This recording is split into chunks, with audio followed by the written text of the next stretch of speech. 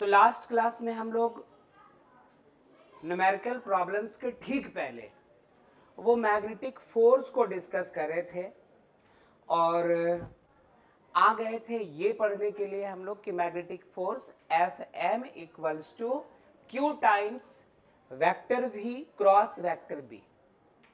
और फोर्स के डायरेक्शन को पता करने के लिए हम लोगों ने कई तरीकों को डिस्कस किया था लास्ट क्लास, जिसमें फ्लेमिंग लेफ्ट हैंड रूल भी था कि इंडेक्स फिंगर से आप दिखा दो मैग्नेटिक फील्ड के डायरेक्शन को, मिडिल फिंगर से दिखा दो करंट के डायरेक्शन को, तो ये दिखाएगा ये दिखाएगा फोर्स को थंब।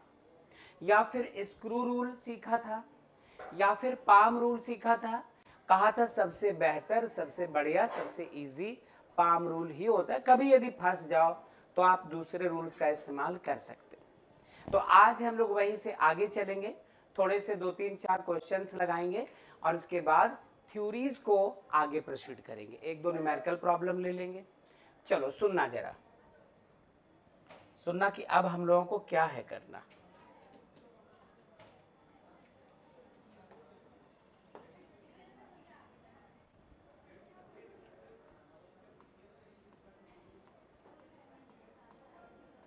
शो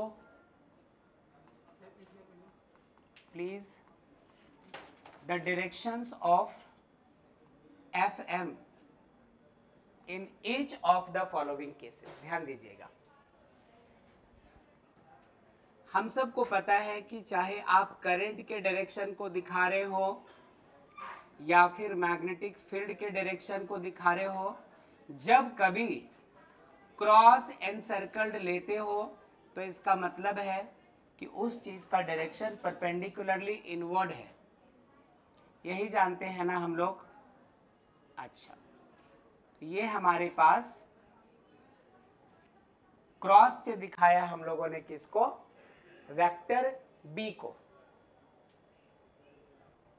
ये जो क्रॉस है ये वेक्टर बी को दिखा रहा है। इस मैग्नेटिक फील्ड में हम लोग लेते हैं कोई एक पॉजिटिव चार्ज और इसको इस तरफ थ्रो कर दिया, ये वेक्टर वी का डायरेक्शन। तो ये डायरेक्शन है बी का और ये डायरेक्शन है किसका, वी का। अब हम लोगों को पाम रूल यूज करके ये डिसाइड करना है कि फोर्स का डायरेक्शन किस तरफ हो पाएगा। क्या सीखा था पाम रूल में कि जो चारों फिंगर्स हैं इनको आप रखो किस तरफ, इनको रखो किस तरफ, फील्ड के तरफ। उस दौरान इस थंब को रखना है direction of positive charge, not electron. ध्यान रखना, कई बार आपको मिसकॉन्सेप्शन क्रिएट करने के लिए वो यहां पर इलेक्ट्रॉन लिख देंगे, ई माइनस लिख देंगे और उसका डायरेक्शन दे देंगे और आप उसके चक्कर में चले आएंगे। तो हम लोग 10th क्लास से ये देखते सुनते आ रहे हैं कि जिस डायरेक्शन में इलेक्ट्रॉन्स फ्लो करते हैं उसके ऑपोजिट डायरेक्शन में इलेक्ट्रिक करंट। इलेक्ट्रिक करंट का मतलब flow of conventional current, flow of positive charge. तो इलेक्ट्रॉन के केस में बेटा आप डायरेक्शन रिवर्स करवा लीजिएगा। फिलहाल ये पॉजिटिव चार्ज ही है, तो आप फिंगर्स को रख रहे हैं अंदर और इस अंगूठे को रख रहे हैं इस तरफ। तो इस चार्ज पे फोर्स किधर लग रहा होगा, ऊपर के डायरेक्शन में। ये डायरेक्शन होगा मैग्नेटिक फोर्स का। क्या कोई ऐतराज? एक बार चेक कर लो, देख लो, सोच लो, समझ लो, क्योंकि इसको हम लोग उस दिन सीख रहे थे पिछले क्लास में और आज डायरेक्टली इस पर क्वेश्चंस ले रहे हैं। तो क्या हम तब कंफर्म कि पाम रूल में पहले चारों फिंगर्स को उस डायरेक्शन में रखते हैं जो मैग्नेटिक फील्ड का डायरेक्शन होता है। अच्छा, इस बात का भी ध्यान रखते हैं कि थंब जो है हमारा है वो किधर रहना चाहिए, along the direction of positive charge. तो पॉजिटिव चार्ज का डायरेक्शन ये रहा और फील्ड अंदर है, तो आप इसको ऐसे रख दे। ये डायरेक्शन हो गया वेक्टर वी का, ये डायरेक्शन हो गया वेक्टर बी का। तो पाम जो है वो दिखाएगा हम लोगों को वेक्टर एफ है। चलेगा क्या? रुक जाइए, रुक जाइए, थोड़ी सी बात और वो बात कौन सी है? ये इस बार भी मैग्नेटिक फील्ड ले रहे हैं हम लोग, इस बार भी मैग्नेटिक फील्ड है, लेकिन डॉट एनसर्कल्ड हमें किस बात को बता रही होती है कि जो फील्ड है वो आउटवर्ड है ना, टुवर्ड्स द ऑब्जर्वर, ये हमारे आपके ओर है ऐसे। फिर यहां पर हम लोग क्या करते हैं, ये रहा हमारा positive charge, positive charge not negative, ध्यान रखना यदि नेगेटिव दे दे तो उसके उल्टे डायरेक्शन को वेक्टर भी लेना है। तो फिलहाल यदि आप इसको नीचे की तरफ फॉल करवाते हैं, यदि डाउनवर्ड डायरेक्शन में आप इसको ले रहे हो,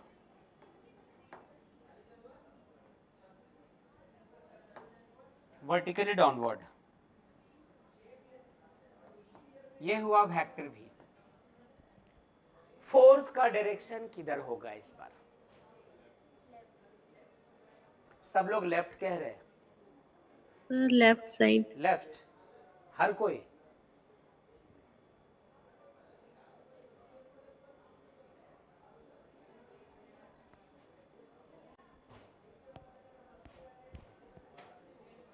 सर राइट साइड होगा। राइट साइड होगा, ये देखिए देखता हूँ, चेक करता हूँ मैं। चूंकि इस बार फील्ड बाहर आ रहा है तो उंगलियां इस तरफ और बक, क्या करें, है ना, मतलब ये बाहर की तरफ और अंगूठे को उधर रखना जो पॉजिटिव चार्ज का डायरेक्शन है ऐसे। तो अब ये जो पाम है वो इस तरफ जाएगा, तो हम लोग इसमें फोर्स के डायरेक्शन को कैसे डिक्लेयर करेंगे, ऐसे एफ एम। कोई ऐतराज? अच्छा, ऐतराज अब आने वाला है। क्या आप थे सुभाष पिछले क्लास में? ओके, गौर कीजिएगा बच्चों। सपोज इतनी तो बात हो चुकी है, हम लोग इसको देख चुके हैं, थोड़ी बात और सही।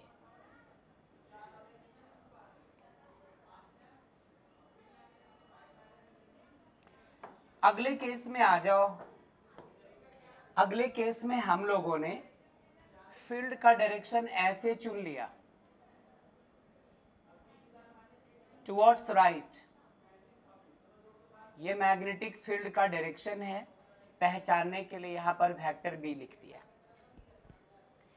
चार्ज उठाया, कौन सा? पॉजिटिव, नॉट नेगेटिव, ध्यान रखिएगा। चार्ज उठाया और उठाकर फेंका, ये रहा पॉजिटिव चार्ज, वो आपने इसी तरफ रख दिया। कौन है ये? Vector B. ओके, अब बताना है कि इस पर फोर्स का डायरेक्शन क्या होगा। लड़की खेल बिगाड़ रही है। अच्छा, सही बोला, अभी तो आप बता रही थी कुछ, वो सही बोल रही है। फोर्स जीरो कैसे? बाद में देखते हैं जीरो होगा कि हीरो होगा, पहले ये सोचो क्या इस बारी हम लोग पाम रूल लगा पाएंगे? इस तरफ ये, लेकिन ये तो ऐसे खुलना चाहिए हमेशा, ऐसे ऐसे थोड़ी पाम रूल की बात की गई थी, हमेशा इसको परपेंडिकुलर रखने की बात की गई थी। तो एक तो प्रॉब्लम यहां खड़ी होती। एक और देखो, उंगली तोड़ने का तरीका, फिर से पॉजिटिव चार्ज है और इसको इधर फेंका, इस तरफ फेंका। अब ये कैसे कर सकते हैं, ये इधर और अंगूठे को खींच करके इधर, ये तो पॉसिबल होगा ही नहीं। तो एक तो बेटा देखो पहले से ही ये पाम रूल अप्लाई होना बंद हो गया। कब? जब आपने एक बार फील्ड के डायरेक्शन के पैरेलल इसी तरफ ले लिया वेक्टर बी, बैठो, और एक तरफ इसके ऑपोजिट ले लिया, दोनों हालात में ये सिचुएशंस क्रिएट हो गए। और वैसे भी जिस दिन हम लोग एफ एम पढ़ रहे थे, फॉर्मूला हम लोगों ने लिखा था क्यू वेक्टर भी क्रॉस वेक्टर बी। मतलब यदि एफ एम की बात आप करते भी है तो क्यू और वेक्टर भी क्रॉस वेक्टर बी को क्या लिखेंगे? V B sine theta. VB sine theta. यहाँ पे जब दोनों के डायरेक्शन सेम है तो एंगल कितना बन रहा है 0, दोनों के डायरेक्शन अपोजिट है, एंगल कितना बन रहा है 180। थीटा आप 0 ले लो तो भी साइन 0 डिग्री 0, और थीटा 180 ले लो तो साइन 180 भी कितना हुआ करता है 0। तो दोनों ही हालत में ये जो चीज है ये हमारा 0 बन जाना है, यानी एफ एम हम लोग वैसे भी कितना लिया करेंगे 0, ये वाली बात हो जाएगी। चलेगा? तो इनको आप कर लो नोट। नोट करने से पहले रुक जाओ, अभी फैसला नहीं हुआ, एक और बात करनी बाकी है।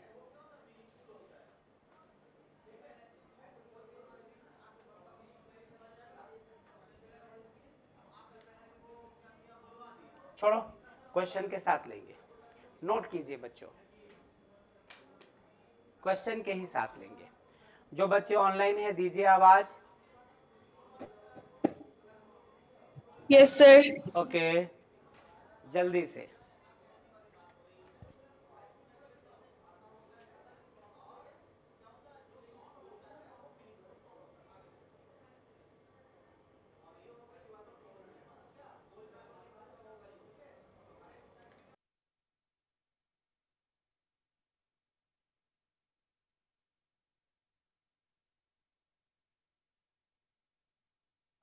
अब ये जो 2-3 कंडीशंस है इनमें से किसी एक को फोकस करना है, थोड़ा किसी एक को, वहां से एक नया थ्योरी जनरेट होना है जो हम लोग अभी देखेंगे। बच्चों सुनना जरा, इनमें से एक इसको पिक कर लो। मैग्नेटिक फील्ड का डायरेक्शन परपेंडिकुलरली इनवर्ड, चार्ज को फेंका है इधर और फोर्स किधर लगा ऊपर की तरफ। इसके वजह से हम लोग चाहते हैं path of the positive charge decide करना। समझना ध्यान से, फील्ड अंदर की तरफ था, चार्ज को इधर थ्रो किया और वो चार्ज ऊपर की तरफ फोर्स महसूस करा। इसका मतलब ये जरूरी नहीं है कि चार्ज स्ट्रेट लाइन में ऊपर की तरफ जाना शुरू कर दे। सुनना जरा, सुनना जरा, इस चीज को दोबारा देखो। ये लगाया क्रॉस, मतलब magnetic field perpendicularly inward away from the observer. ठीक है, ठीक है, ठीक है।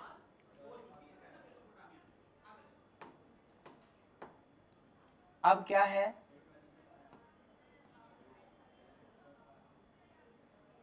कि थोड़ा इसको ऐसा कर दिया, चलो थोड़ा और ले लिया, कुछ तो बात होगी। इतना सारा क्यों ले रहे हैं हम लोग, कुछ तो बात होगी।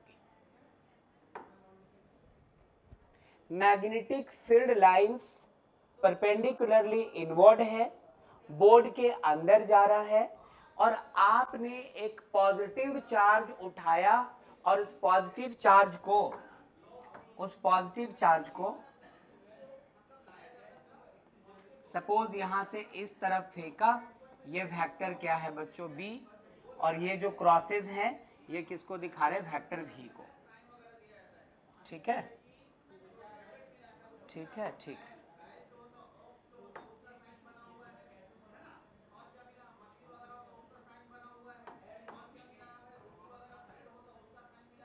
सुनना जरा,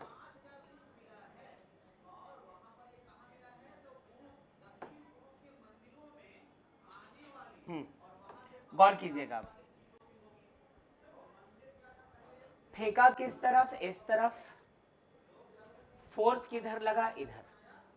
क्या इसका मतलब ये हुआ कि आपने जो कंधे की ताकत लगाकर ऐसे इसको फेंका है वो फोर्स बेकार चला गया क्या?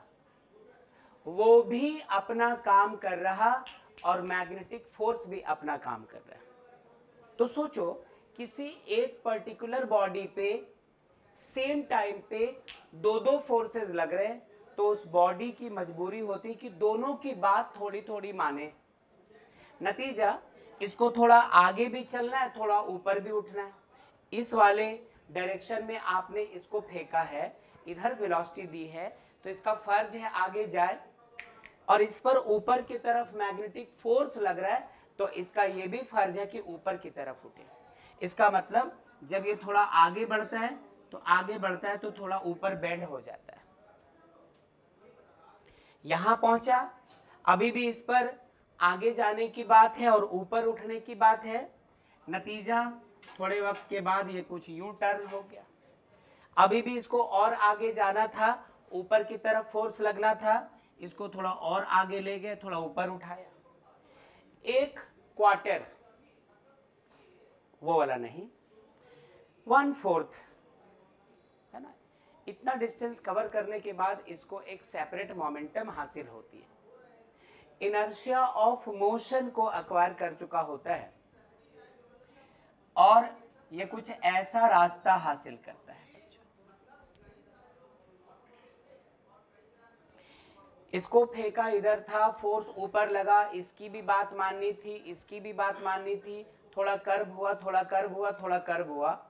इसके बाद इसको एक परमानेंटली एक्सेप्ट करना होता है, इसको इस तरह के पाथ को, और ये वापस यहाँ तक आने के बाद फिर ऐसे रिटर्न हो जाता है। और ये कभी यहाँ है, ये कभी यहाँ है, ये कभी यहाँ है, ये चार्ज कभी यहाँ है, चार्ज कभी यहाँ है, कभी यहाँ है, कभी यहाँ है, और इस तरह से ये मूव कर रहा होता है। यहाँ पर इसके वेलोसिटी का डायरेक्शन इधर हो चुका होता है, यहाँ पे इसकी वेलोसिटी का डायरेक्शन इधर हो चुका होता है, यहाँ पे इसकी वेलोसिटी का डायरेक्शन इधर हो चुका होता है, यहाँ पे इसकी वेलोसिटी का डायरेक्शन इधर हो चुका होता है, यहाँ पे वेलोसिटी का डायरेक्शन इधर हो चुका होता है, यहाँ पे वेलोसिटी का डायरेक्शन इधर हो चुका होता है।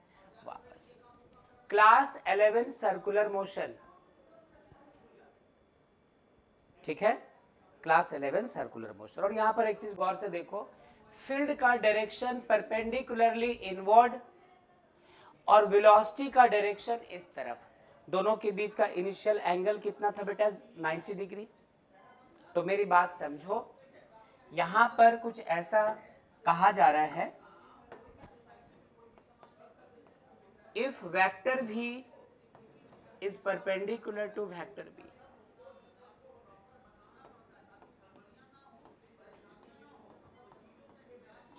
the charge begins to move on a circular path as shown in the figure। यदि वेक्टर v और वेक्टर b आपस में parallel, same direction, angle 0, force 0, दोनों के डायरेक्शंस ऑपोजिट 180 डिग्री, फिर से फोर्स क्या हो गया, 0। लेकिन यदि v और b एक दूसरे पे परपेंडिकुलर हो, जब कभी ऐसा हो, यहां तो दो बार ऐसा हुआ, ये देखो, एक बार यहां एक बार यहां, फील्ड इनवर्ड और वेलोसिटी इस तरफ, तो फील्ड और v के बीच 90 का एंगल है, इसको सर्कुलेट करना होगा। यहां आ जाओ, फील्ड बाहर की तरफ, वेलोसिटी इस तरफ, तो फिर इसको सर्कुलेट करना पड़ेगा। तो जब कभी वेक्टर v और वेक्टर b आपस में परपेंडिकुलर हो, तो चार्ज वहां पर सर्कुलर मोशन में एग्जीक्यूशन दिखा रहा होगा। और जब सर्कुलर मोशन की बात आती है तो हमें पता है सेंट्रीफ्यूगल फोर्स, हमें पता है सेंट्रीपिटल फोर्स, उनका एक दूसरे से बैलेंस करना। सर्कुलर मोशन की बात करते तो सर्कुलर पाथ का कुछ रेडियस, यदि सर्कुलर मोशन की बात करते हैं तो मूविंग पार्टिकल का टाइम पीरियड, उसकी फ्रीक्वेंसी, ये सब कुछ भी तो डिस्कस करना होता है, उसकी काइनेटिक एनर्जी। तो हम लोग यहाँ पर थोड़े से डिस्कशंस इस चीज़ को लेकर देखने वाले हैं। पहले यहाँ तक जो कुछ है वो देखा हम लोगों ने। जो बच्चे ऑनलाइन है आवाज दीजिए, एक बहुत इंपॉर्टेंट टॉपिक डिस्कस करने जा रहे हैं। Yes, sir. ठीक है, Yes, sir. ओके, आगे देखें।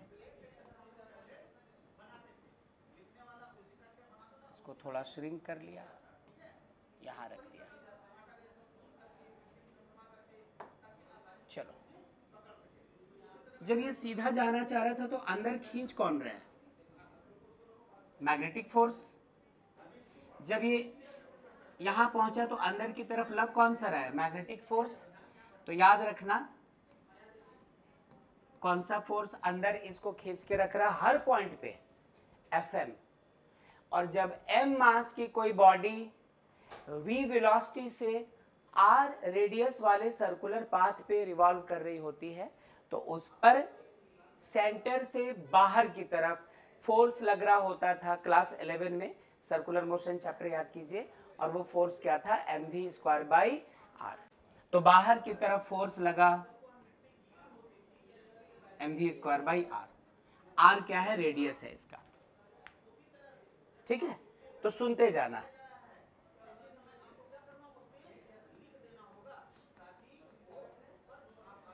इन इक्विलिब्रियम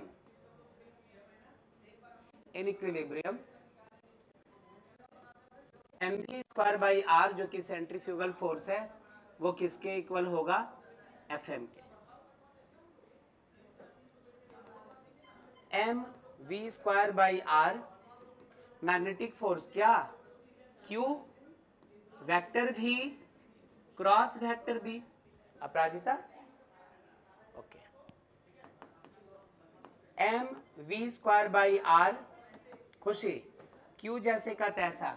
जब vector a cross vector b A B sine theta होता है तो यहां पे भी vector v cross vector b को वी बी साइन थीटा, हमारा थीटा कितना लेंगे हम लोग यहाँ 90 डिग्री।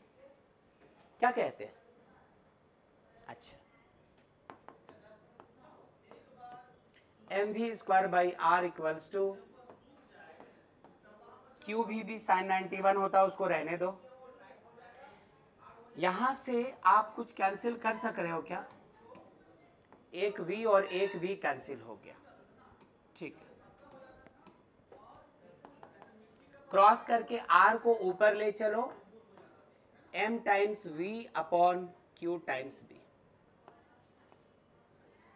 ये एक्सप्रेशन किस चीज का आया, radius of the circular path जिसपे वो चार्ज रिवॉल्व करती रहेगी, ठीक है।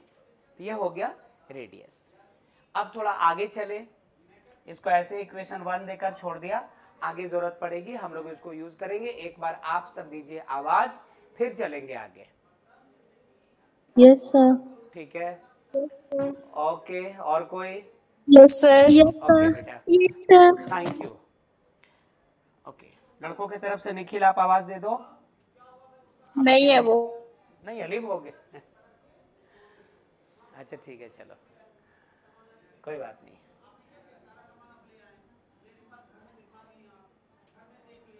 नाउ चलो क्लास 7 की बात करें। फ्रॉम क्लास 7 हमें पता है speed equals to distance by time. Jyoti, हमें पता है कि speed equals to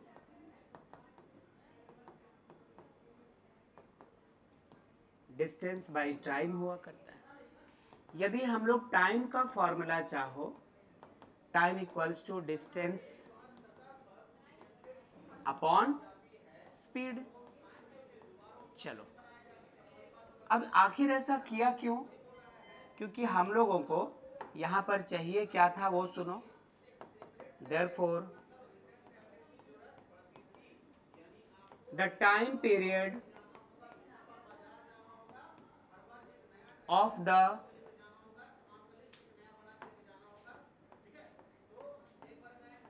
charge t equals to, बताना टाइम पीरियड किसको कहते हैं, the time taken by a body in completing one cycle.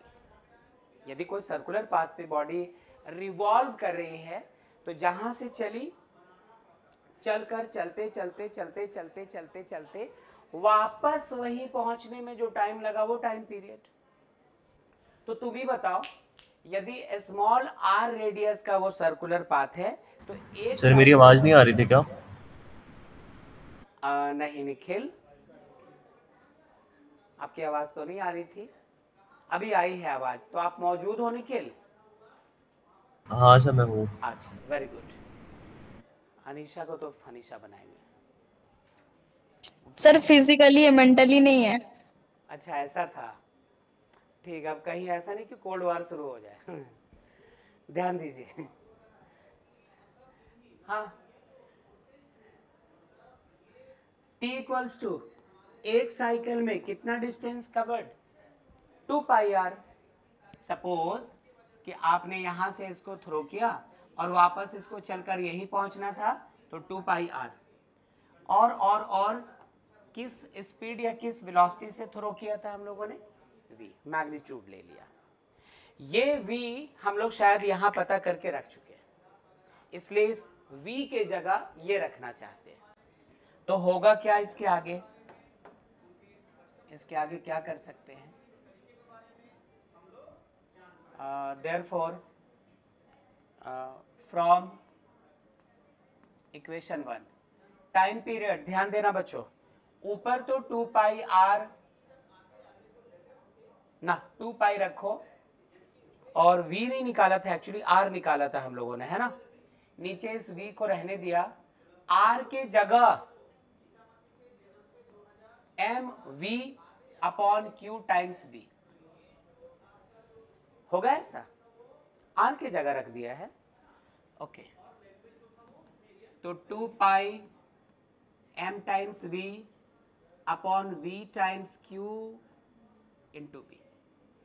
v और v कैंसिल हो चुके हैं, तो टाइम पीरियड आता है 2 पाई m डिवाइडेड बाय QB। अब किसी भी सर्कुलर पाथ पे रिवॉल्व करने वाले बॉडी की यदि कुछ टाइम पीरियड है तो उसकी अपनी फ्रीक्वेंसी भी होगी, नंबर ऑफ साइकिल पर सेकेंड, जिसको हम लोग n से रिप्रेजेंट करते हैं, जिसे हम लोग f से रिप्रेजेंट करते हैं, जिसे हम लोग न्यू से रिप्रेजेंट करते हैं। तो टाइम पीरियड के बाद फ्रीक्वेंसी का भी एक्सप्रेशन जरा देखें। यदि फ्रीक्वेंसी की बात करें, न्यू क्या होता है, 1 बाय टाइम पीरियड। क्लास 9 में पढ़ा था, फिर क्लास 11 में पढ़ा है। ओके, न्यू इक्वल्स टू, जब t इतना है तो 1 अपॉन टी, मतलब क्या, डिनोमिनेटर न्यूमरेटर और न्यूमरेटर डिनोमिनेटर। अच्छा, मतलब QB अपॉन 2 पाई m, ये इसके फ्रीक्वेंसी का एक्सप्रेशन आ गया। अच्छा, बॉडी सर्कुलर पाथ पे रिवॉल्व कर रही है, इसका मास m है, इसकी अपनी कुछ वेलोसिटी v है, तो इसकी कुछ काइनेटिक एनर्जी भी तो होगी, तो हम लोग उसको भी अभी देख करके आगे चलेंगे। पहले यहाँ पर हुआ क्या है ये हम लोगों को अब नोट करना होगा, हम लोगों ने किया क्या है, ठीक है। तो आप ऐसा लिखना, ऊपर में एक लाइन लिख लो, लिखेंगे when vector v is perpendicular to vector b, when vector v is perpendicular to vector b, comma the charge, the positive charge, ऐसे लिखना बच्चों, the positive charge begins to move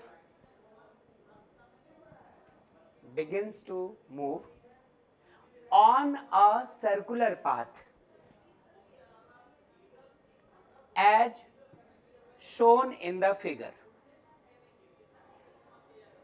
as shown in the figure,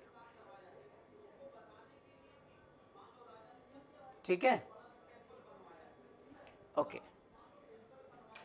और उसके बाद यहाँ जो कुछ है वो सारा कुछ नोट कर लीजिए। थोड़ी सी जगह थी, वैसे काइनेटिक एनर्जी तो नहीं निकलता, बट एक और चीज पता कर सकते थे हम लोग, एंगुलर वेलोसिटी कैसे दिखाया करते थे क्लास 11 में, ओमेगा क्या हुआ करता था, 2 पाई न्यू, यही तो होता था। तो 2 पाई रहने दो आप, और न्यू के जगह QB अपॉन 2 पाई m, Q 2 पाई कैंसिल, यानी एंगुलर वेलोसिटी जो इसकी आई है that is QB by m। आपको याद हो रहा चाहिए जब यही सारे टर्म्स हम लोग डिस्कस कर रहे थे क्लास 11 सर्कुलर मोशन पढ़ते वक्त, तो हर एक को बहुत सारा टाइम दिया था, उन पे न्यूमेरिकल प्रॉब्लम्स की बात आई थी। अब तो उनका यूज होना है, और ये बोल दिया था कि जब जब जिंदगी में सर्कुलर पाथ पे कोई बॉडी रिवॉल्व करेगी तो क्लास 11 में जो सर्कुलर मोशन आप पढ़ रहे हो इसका यूज वहां पर आना शुरू हो जाएगा। इसको फिलहाल नोट कर लीजिए।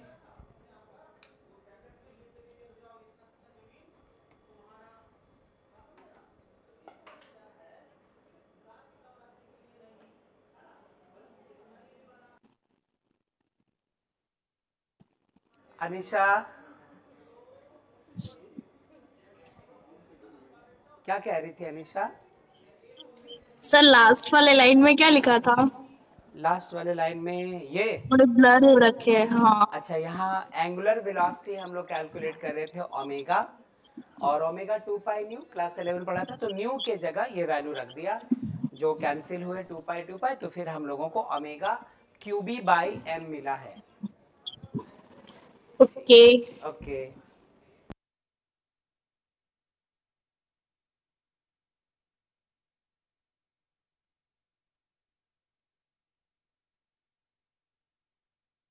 हो गया नोट सबका? Yes sir. ओके, बस और जो कहा था ना इसकी काइनेटिक एनर्जी रह गई है, तो वो काइनेटिक एनर्जी देख लेते हैं, फिर हम लोग चलेंगे आगे। अच्छा एक बात बताओ, क्या हमें पता है कि kinetic energy equals to half mv²? एक और फॉर्मूला होता है मोमेंटम के टर्म्स में, जिनको याद है बता डालिए। काइनेटिक एनर्जी का formula in terms of momentum. सही बोल रही सजना, पूरा बोलो। नहीं, पी तो हाँ 2p बाई m², नहीं p²/2m, ये होता था, बहुत हद तक है।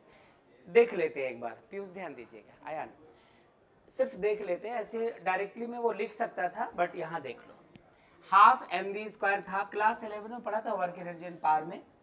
हाफ रहने दो, m रहने दो, v² रहने दो, अपनी मर्जी से m से मल्टीप्लाई, m से डिवाइड। हाफ रहने दिया, m और m m², साथ में v² अपॉन m, सूरा याद आया, 1/2 m into v whole square upon m. The product of mass and velocity of a body is called its momentum. यही तो पढ़ रहे थे हम लोग। तो यहाँ पे ऐसा करो, ये हो गया p², इसको p कहा, p² upon 2m, kinetic energy का फार्मूला। तो हमें एक्चुअली डायरेक्टली यहाँ से शुरू करना चाहिए कि we know that the kinetic energy of a body ऐसे given by this much, but चलो यहीं से शुरू कर दिया। अब डू वन थिंग, यहाँ से यदि क्रॉस मल्टीप्लिकेशन करवाते हो तो p² कितना होगा, 2km ना, 2mk लिख दो, कहीं तुम इसको 2 किलोमीटर पढ़ दोगे तो मुश्किल हो जाएगी, है ना, कोई ठीक नहीं है। के पहले m बाद में, किलोमीटर पढ़े जाने का डर है, इसलिए m पहले और बाद में के। और यदि तुम मान लो लेजेंडरी पर्सनालिटी के हो, तुम इसको मिलोमीटर पढ़ दो, तो फिर अब उसके बाद कुछ नहीं किया जा सकता है, ठीक है, लीजेंड्स कैन डू एनीथिंग, ठीक है। देखो सर, हाँ सर वो t = p²/2m, हाँ हाँ, बट आप k = p²/2m लिखे हैं। नहीं ये के ही था बेटा, ये देखो के ही तो है, ये था, और इसके बाद क्रॉस मल्टीप्लिकेशन करवाया तो p = 2mk होगा, इसका स्क्वायर हटाओ, इस पे रूट, तो 2mk रूट अंडर। बोलो अनिशा, ठीक है? सर नहीं समझ आया, वो जो हम पढ़े उसमें t = p²/2m था, हाँ सही तो पढ़ा है आपने। तो फिर यहाँ पे k = ये मानती हो आप अनिशा? हाँ, यस सर। बेटा इसको क्रॉस मल्टीप्लिकेशन करवा दिया, सिर्फ के नीचे कुछ नहीं तो 1 छिपा है, p² को 1 से मल्टीप्लाई करवाया तो p², और 2m को k से मल्टीप्लाई करवाया तो 2mk। सर वहां तक सही था, बट वो जहाँ पे k आप यूज किए ना, वहां पे t होगा।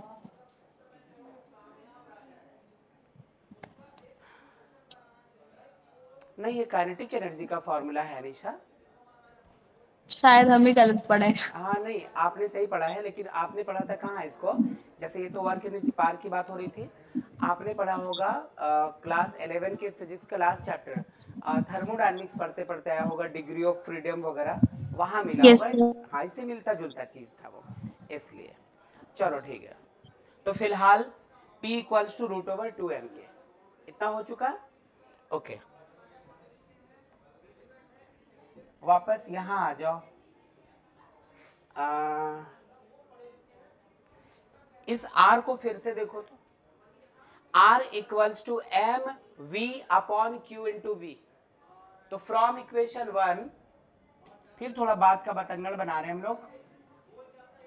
फ्रॉम इक्वेशन 1 हम लोगों ने पढ़ा है R इक्वल्स टू m/v/q/v। पहचान तो गए हम सब, the product of mass and velocity is called momentum. तो इस mv के जगह p/qb रख सकते हैं। तनु श्रेया आवाज दीजिए। Yes, sir. ओके, R जैसे का तैसा रह गया। इस P के जगह क्या रख सकते हैं? √2m के। K stands for kinetic energy, और नीचे क्या रह गया? Q times B। तो रेडियस के लिए एक और एक्सप्रेशन यहां हमारे सामने है, तो इसको नोट कर लो। फिर से नोट कर लीजिए। नोट कर चुके सब लोग? Yes sir. ओके, अब थोड़ा आगे चलते हैं। हेडिंग बाद में, पहले जो कुछ हो रहा वो सुन लो और फिर थोड़ा देख लो, तब हेडिंग देना। अभी तक हम लोग ये पढ़ रहे थे कि यदि आपके पास कोई एक मैग्नेटिक फील्ड ऑलरेडी बना हो, चाहे वो परपेंडिकुलरली इनवर्ड, परपेंडिकुलरली आउटवर्ड, या फिर इस डायरेक्शन में या इस डायरेक्शन में, किधर भी हो, यदि आप मैग्नेटिक फील्ड में एक सिंगल पॉजिटिव चार्ज को थ्रो कर दो, तो वो चार्ज कुछ ना कुछ मैग्नेटिक फोर्स महसूस करता है, जिसको हम लोग अभी पाम रूल से कैलकुलेट कर रहे थे। ठीक है, जरा सोचो, एक सिंगल चार्ज पे भी फोर्स लग रहा है। यदि उस चार्ज के जगह हम लोगों ने रख दिया एक कंप्लीट मेटल का टुकड़ा जो करंट कैरिंग है, तो जरा सोचिए, जब मैग्नेटिक फील्ड में एक सिंगल चार्ज रखकर आपने रखा नहीं, एक्चुअली मूव करवाया, तो वो फोर्स महसूस कर रहा। तो एक करंट कैरिंग कंडक्टर का क्या? यदि करंट कैरिंग कंडक्टर है तो इसमें तो लाखों लाख करोड़ों करोड़ इलेक्ट्रॉन्स मूव कर रहे हैं। जिस डायरेक्शन में इलेक्ट्रॉन्स मूव करेंगे उसके ऑपोजिट डायरेक्शन में इलेक्ट्रिक करंट फ्लो करेगा, कन्वेंशनल करंट फ्लो करेगा। तो इलेक्ट्रॉन जिस डायरेक्शन में मूव करते हैं हम लोग उसको इलेक्ट्रॉनिक करंट कहते हैं, और उसके जस्ट ऑपोजिट होता है कन्वेंशनल करंट, जो एक्चुअली हम लोग पॉजिटिव चार्ज के फ्लो करने के डायरेक्शन से कंपेयर करते हैं, जिसको मतलब जिधर इलेक्ट्रॉन फ्लो करता है उसके ऑपोजिट डायरेक्शन में करंट फ्लो करता है, और करंट के डायरेक्शन में हमारा अजम्पशन है कि हम लोग उस तरफ लेकर चलते हैं पॉजिटिव चार्ज का फ्लो। जरा सुनना, इसका मतलब पूरे कंडक्टर पे भी तो फोर्स लगना चाहिए, क्योंकि कंडक्टर के अंदर infinite number of charges flow कर रहे हैं। तो जब सिंगल चार्ज पे फोर्स लगा तो इतने सारे चार्जेस इसमें हैं फ्लो करने वाले, तो पूरे के पूरे रॉड पे फोर्स लगेगा। तो वही कहानी है इस बार, जरा सुनना। दो डायग्राम्स बनाने जा रहा हूं।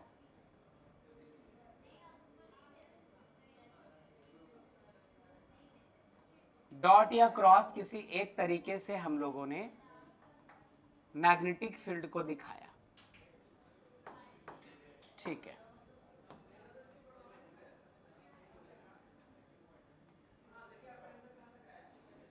ऐसे,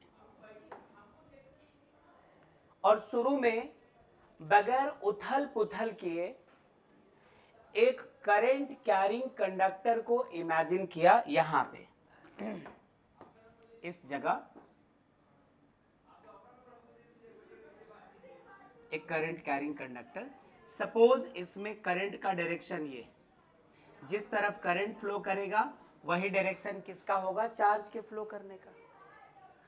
ओके, अब चारों फिंगर्स उस डायरेक्शन में जो मैग्नेटिक फील्ड का डायरेक्शन है, अंगूठा उस डायरेक्शन में जिधर पॉजिटिव चार्ज फ्लो कर रहा है। तो यदि आप ऐसे रखेंगे इधर, ये इधर करंट फ्लो कर रहा है या पॉजिटिव चार्ज फ्लो कर रहा है, फोर्स किधर लगा, ऊपर की तरफ, ऊपर की तरफ फोर्स लगा। कौन सा फोर्स? Magnetic force.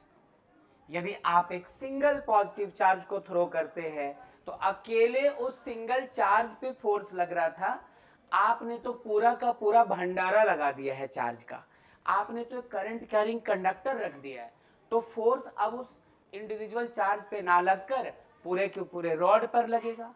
रॉड ऊपर की तरफ उठना शुरू कर दे, मूव करना शुरू कर दे, वो तो डिपेंड करता है इक्विलिब्रियम पे, लेकिन ये है कि फोर्स का डायरेक्शन किधर लगा, ऊपर की तरफ। चलेगा क्या?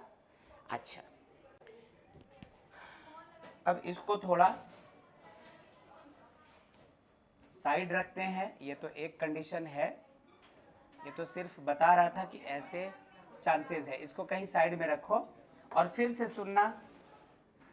ये रहा हमारे पास मैग्नेटिक फील्ड परपेंडिकुलरली इनवर्ड। जो बच्चे ऑनलाइन है ध्यान दे रहे हैं?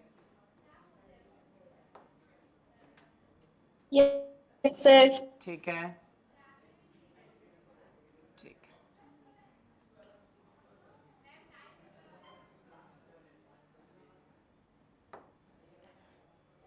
अब कोई जरूरी तो नहीं है कि जो आप इलेक्ट्रॉन थ्रो कर रहे थे या जो कंडक्टर आप रख रहे वो हमेशा फील्ड के परपेंडिकुलर इसी तरफ हो या इसी तरफ हो। ओके, इसी तरफ हो या इसी तरफ हो, या सीधा ऊपर या सीधा नीचे।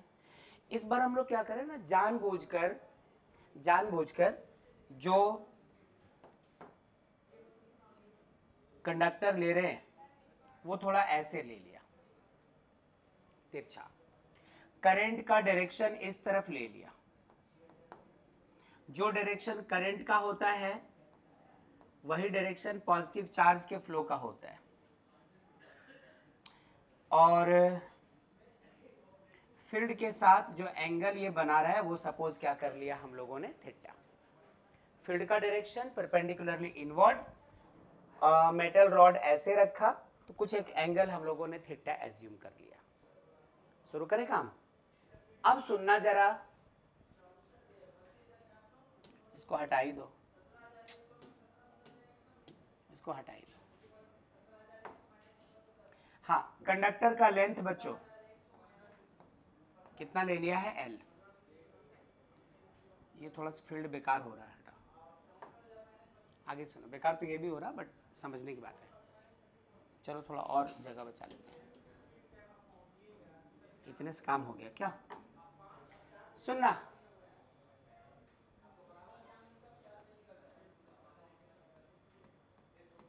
we have Fm equals to Q times vector V cross vector B।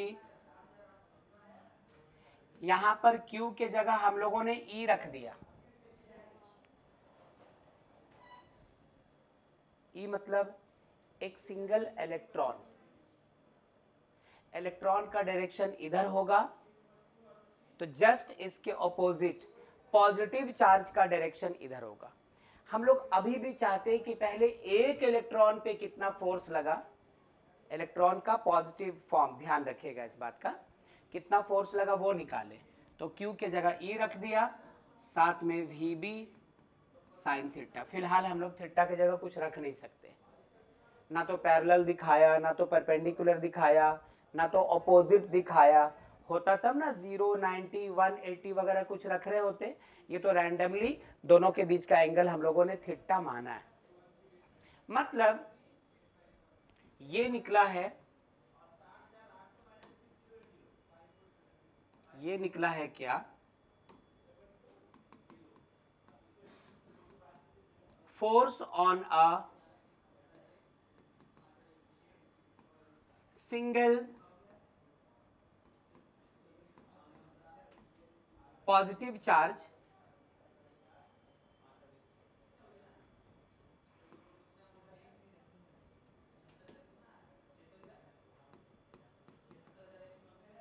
moving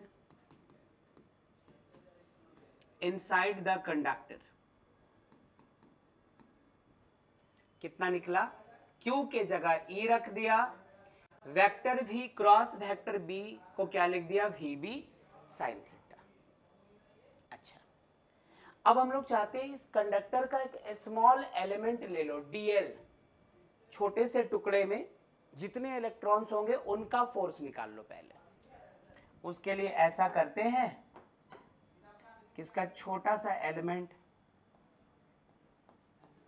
ये ले लिया हम लोगों ने, DL।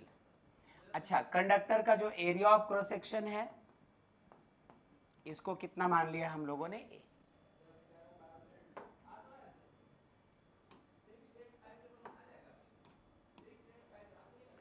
नाउ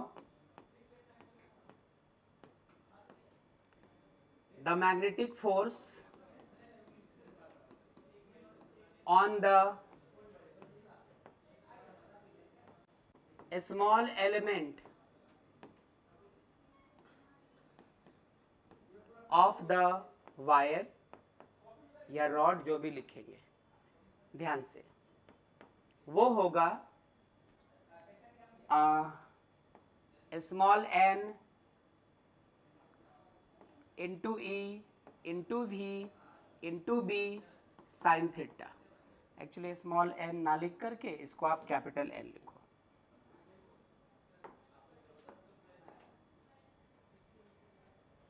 कैपिटल N लिखो। कैपिटल N क्या है वो सुन लीजिएगा, number of electrons present in this small element moving through the small element, ऐसा है।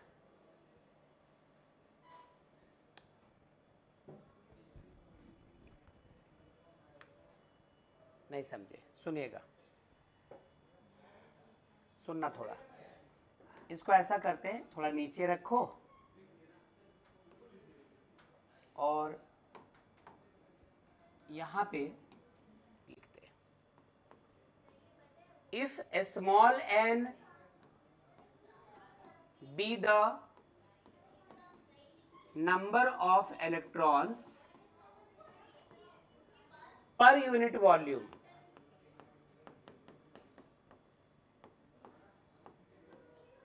of the conductor,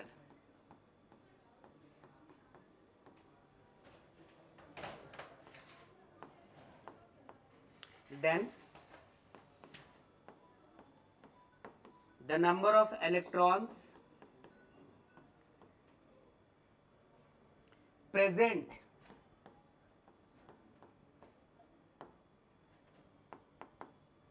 in the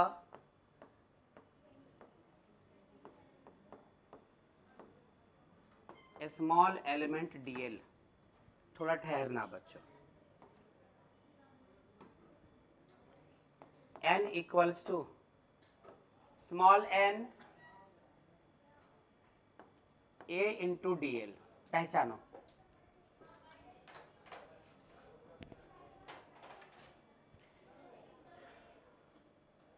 unit volume मतलब ध्यान से 1 सेंटीमीटर क्यूब यदि आप कंडक्टर का टुकड़ा लेते हो उसमें कितने इलेक्ट्रॉन्स है, स्मॉल n। यदि 2 सेंटीमीटर क्यूब वॉल्यूम लेते हो तो इलेक्ट्रॉन्स कितने हो जाएंगे, 2n। 3 centimetre cube volume consider करते हैं तो टोटल इलेक्ट्रॉन्स कितने, 3 टाइम्स n। 4 सेंटीमीटर क्यूब में 4n, 5 सेंटीमीटर क्यूब वॉल्यूम में 5n। देयरफॉर यदि हमारे पास इतना वॉल्यूम A इंटू DL, ये कैसे हो गया, अच्छे से देखिए।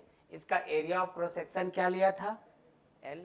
इसके थिकनेस को आपने क्या कहा है यहाँ पे, DL। तो volume of cylinder pi R square H। Volume of a cylinder equals to pi R square H। Pi R square क्या होगा, यही तो है जो एरिया ऑफ क्रॉस सेक्शन होता है, यही तो पाई आर स्क्वायर होता है। और इसका H कितना, मतलब ये लेंथ कितना है, DL। तो यदि 5 centimetre cube volume of conductor में इलेक्ट्रॉन्स 5 टाइम्स n होगा, यदि 100 centimetre cube volume of conductor में नंबर ऑफ इलेक्ट्रॉन्स 100n होंगे तो this much centimetre cube volume में इलेक्ट्रॉन्स कितने रह जाएंगे, स्मॉल n इंटू इसका छोटा सा जो वॉल्यूम है वो। क्या बोलते हो? ऐसा काम पहले भी किया है, पहली बार नहीं हो रहा है काम। ठीक है, जो बच्चे ऑनलाइन है दीजिए आवाज, फिर चलेंगे आगे। Yes sir. ठीक है, ठीक है। इसी को कैपिटल एन हम लोग यहां पे फिलहाल दिखा रहे थे। अच्छा,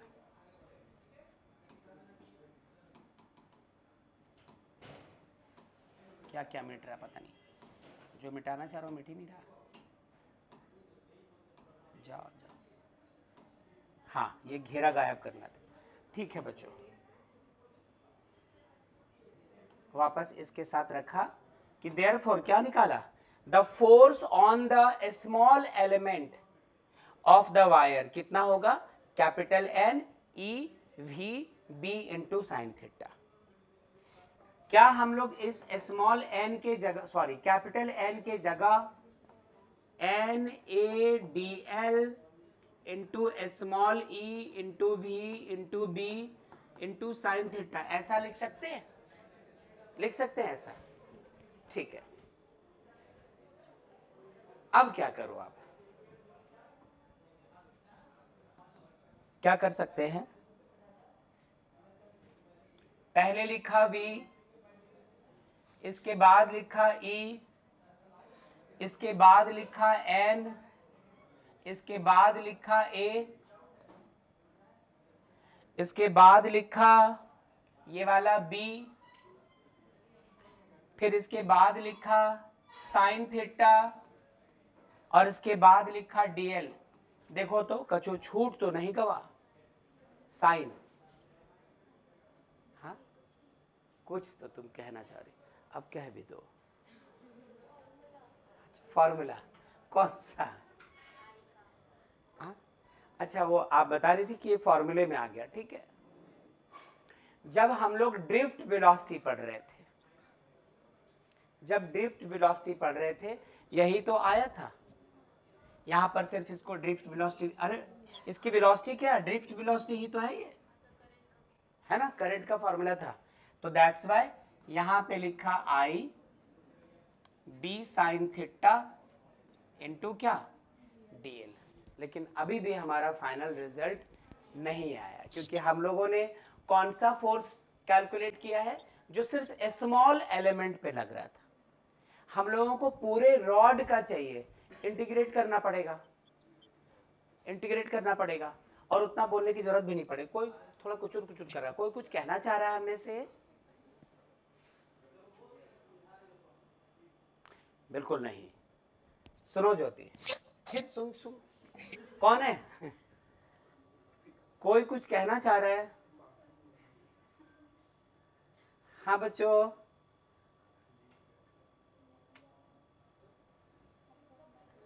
चलो ठीक है। Therefore, the net magnetic force on the rod कैसे निकलेगा, integration of I B sine theta DL. I constant है बाहर निकाला, बी कांस्टेंट है बाहर निकाला, साइन थीटा फिक्स है, अंदर सिर्फ क्या बचा, डीएल। अब डीएल कितना भी हो, कंप्लीट इंटीग्रेट करोगे तो टोटल यहां से वहां तक का पूरे रॉड का लेंथ निकलेगा, एल बन जाएगा। तो ये बन गया हमारा I L B sine theta. I तो स्केलर क्वांटिटी है, इसको लिख सकते हैं I vector L cross vector B. तो ये हमारा हुआ एफ नेट, मैग्नेटिक फोर्स के लिए ये एक्सप्रेशन आया। न्यूमेरिकल्स इस पे बनेंगे, न्यूमेरिकल्स इस पे बनेंगे। ये हुआ इसका वेक्टर फॉर्म। तो हम लोग कैलकुलेट क्या करना चाह रहे थे कि magnetic force on a current carrying conductor placed in a uniform magnetic field. तो जल्दी से इसको पहले हेडिंग दे दीजिए, हेडिंग दे दो, मैग्नेटिक फोर्स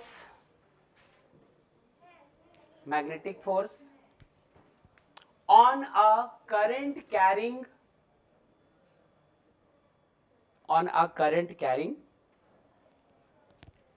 वायर या रॉड, जो भी कह दीजिए। जो बच्चे ऑनलाइन है लिख रहे हैं तो magnetic force on a current carrying wire placed in a uniform magnetic field. ठीक है, चलो,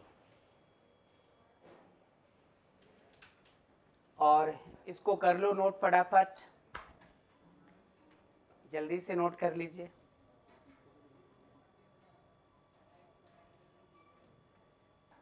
तनु, श्रेया, पूजा, माहिरू, बबीता, अनु, श्रुति, ओके, नोट कर लीजिए इसको। Yes sir. ठीक है, इसके बाद 3 रिजल्ट्स और हैं कैलकुलेशंस के, फिर ये चैप्टर खत्म हो जाएगा। मैग्नेटिज्म एक सिंगल क्लास लेगा, वो एनालॉजी है किस चीज़ की, इलेक्ट्रोस्टैट्स की, सारे रिजल्ट्स वही रहते हैं। कैपिटल एन वो जो टोटल था ना इलेक्ट्रॉन्स, उसको माना था एल, हाँ, मतलब ये समझ लो यही कैपिटल एन है। स्मॉल एलिमेंट में जो नंबर ऑफ इलेक्ट्रॉन्स है ना, उसको एन से दिखा दिया था। बाद में तो फिर उसको रिप्लेस किया है ना हम लोगों ने, दिखाया ही नहीं यहाँ पर, चलता। ठीक है, 1 सेकेंड रुकिएगा, किसी का माइक भी ऑन है। ठीक है।